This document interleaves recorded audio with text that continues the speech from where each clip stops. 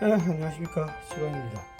오늘은 버스 기사가 운행을 하는 도중에 볼일을 볼 정도로 그런 급한 일이 생기면 어떻게 하느냐, 또 이제 화장실 가고 싶을 때 어떻게 하느냐 좀 궁금해 하시는 분들이 있더라고요.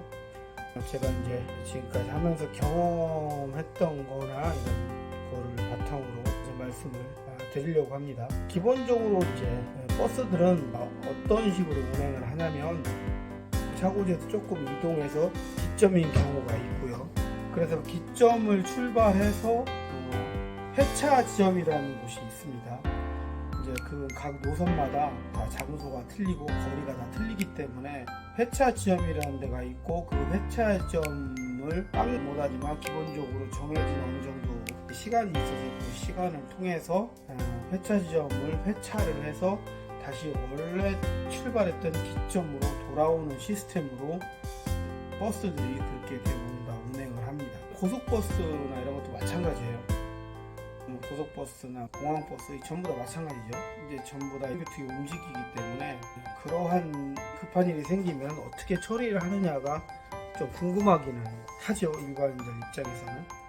이제 마을버스 포함 시내버스 같은 경우하고 광역이나 고속버스 이제 이런 것은 조금 더 상황이 다르다고 봐야 됩니다. 기본적으로는 같은 개념이지만 일반적인 시내버스 같은 경우에는 정류장마다 이제 정차하고 출발을 하고 이런 거를 계속 반복을 하죠. 그리고 이제 이 시내버스 같은 경우에는 시내를 통과를 하거나 외곽을 통과하더라도 일반적인 도로를 이제 주행을 하는 건데, 그 고속도로나 이런 자동차 전용도로가 아니고 일반적인 도로를 운행을 하기 때문에 대부분들은 주유소에서 해결하는 경우가 많습니다. 주유소 보면 화장실이 다 있잖아요, 우리나라는. 그래서 이제 버스들은 이제 급하면 주유소 길 옆에 세워놓고, 물론 이제 승객분들한테는 화장실을 좀 갔다 오겠다고 말씀을 드리고 이제 빨리 갔다 이렇게 돌아오곤 하죠.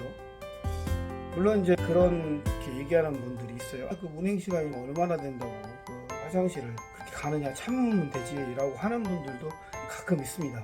근데 이게 사람 몸이라는 게 내 마음대로 되는 게 아니잖아요, 그죠? 물론 화장실을 갔다가 이제 이 기사들은 화장실을 갔다가 출발을 대부분 합니다. 이게 거의 몸에서 자동적으로 의무적으로 이렇게 돼요.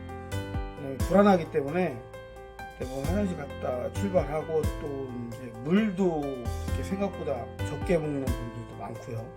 요즘에는 추세가 이제 물을 많이 먹어라, 먹고 이제 급하면은 얘기하고 갔다 와라 이런 식으로 많이 바뀌었기 때문에 요즘에는 그래도 많이 먹습니다. 그래도 예전에 하시는 분들은 또 그런 경우가 많고, 그래서 이제 이런 비뇨기에 관련된 질병들을 대부분 갖고 계신 분들이 많이 있습니다. 그래서 이제 주유소 같은 데서 대부분 그렇게 보고요. 또 이제 일반적으로 회차 지점에 공용 화장실은 아니지만 이제 그렇게 화장실을 갔다 올 수 있는 곳이 대부분 있습니다. 그렇게 사용을 하는 경우가 많이 있고요. 저 같은 경우는 시내버스를 할 때는 그 서울 쪽에 조그만 이제 정형외과 병원하고 교회하고 두 군데가 있었고요. 그래서 이제 교회는 이제 쓰라고 합니다. 교회도 가끔 물 닫을 때가 있었어요. 그래서 그 말이 있었던 경우도 있는데, 정형외과는 거기는 정말 코로나 때도 기사들을 막지 않았어요. 외부 사람은. 기사들이 오면 얘기를 안 하고 마스크만 쓰고 들어오면 기사들에 대해서 그렇게 안 했습니다. 그래서 그 병원은 제가 정말 고맙게 생각을 해요. 저희 동료분들도 그쪽 병원에서 치료를 받고 하시던 분들 몇 분 계십니다. 그렇게 좋은 병원도 있었어요. 그래서 대부분 그런 회차 지점에서 그런 식의 볼일을 처리할 수 있는 곳이 있고요. 아까도 말씀드렸지만 급하면 중간에 주유소가 요즘에는 많이 있으니까 거기 중간에 세워놓고 갔다 오는 경우도 많이 있습니다. 그 생리현상은 그런 것 같아요. 화장실을 갔다 온다고 해서 몇 시간 동안 그런 걸 못 느끼느냐, 그렇지는 않은 것 같아요. 생리현상은 잘 통제가 안 될 때가 있습니다. 화장실 분명히 갔다 왔는데 시간이 안 되는데 또 소변이 마른 경우도 사실은 있고요.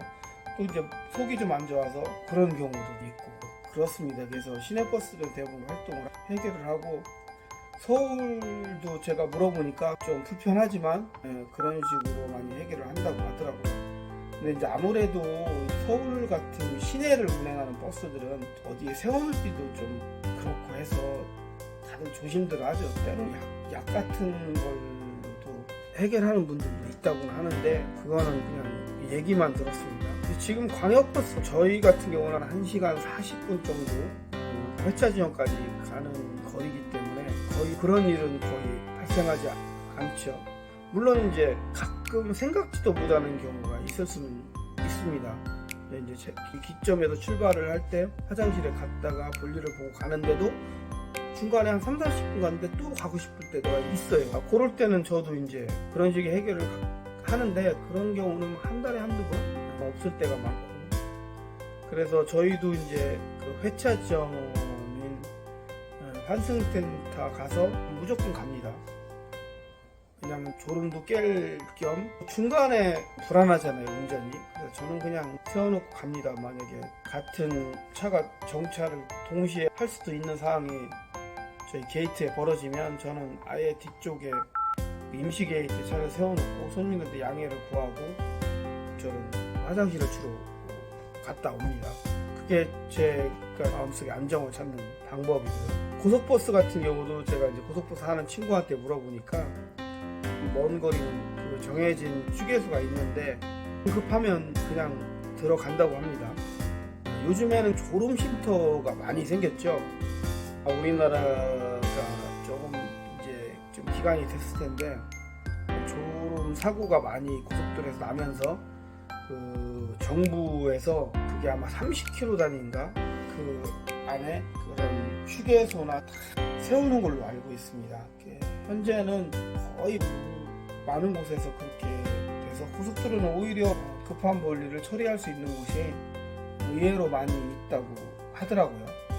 그래서 물론 이제 그 일반적인 화물차나 이렇게 하시는 분들은 자기가 세우고 가면 이제 저희 같이 이제 대중교통들은 정해진 노선이나 시간이나 이런 간격이 있기 때문에 그게 자연스럽게 가고 조금 애매한 부분들이 좀 있습니다.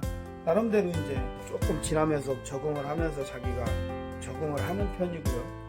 아까도 말씀드렸지만 또 나름대로 하다 보면 그렇게 그런 해결할 수 있는 공간들이 있습니다. 버스 기사는 급하면 본인을 어떻게 해결하는지에 대해서 잠깐 말씀을 드렸고요.